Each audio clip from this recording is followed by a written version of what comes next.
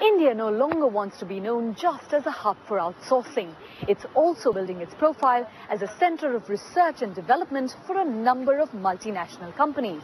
With a range of markets from rural to urban, more and more firms are using India as a testing ground for innovative products and technologies. But is India creating enough of its own intellectual property? Shilpa Kannan went to Bangalore to find out.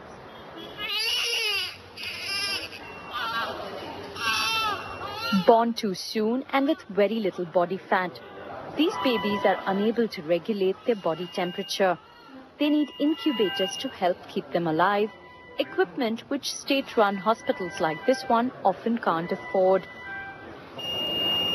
And so GE Healthcare have developed the Lullaby Baby Warmer here in India. It's helping to save lives in a country that has the highest rate of preterm baby deaths in the world.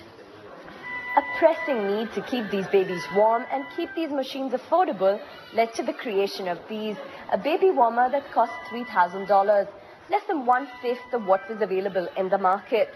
Now this is being shown as an example of reverse innovation.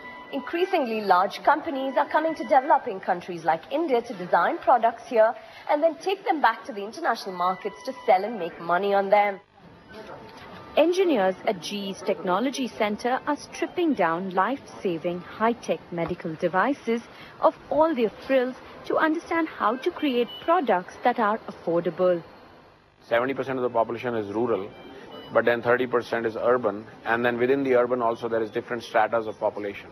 So you can have very great world-class hospitals which require and want the world-class medical equipment that America or Europe or England would require, but at the same time there is a bunch of population which is in the rural space which requires the same kind of medical attention.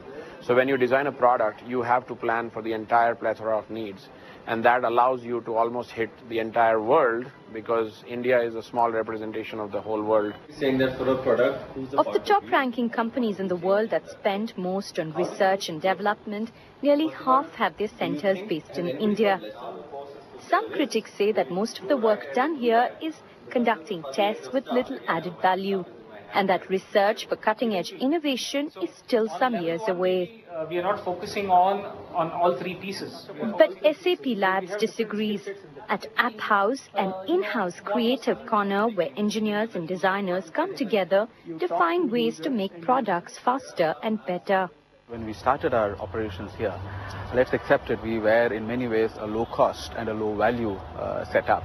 A lot of extended workbench kind of work used to happen here. Today I'm saying it's absolutely okay to be low cost as long as you're high value. And I think that would be the best place that you can be. Developing complex products needs technical staff, engineers, scientists and designers. India produces millions of them. That's why global multinationals such as Microsoft, IBM and Cisco all have their centers here. Yet only about 42,000 patent applications were filed in 2011, much lower than other countries.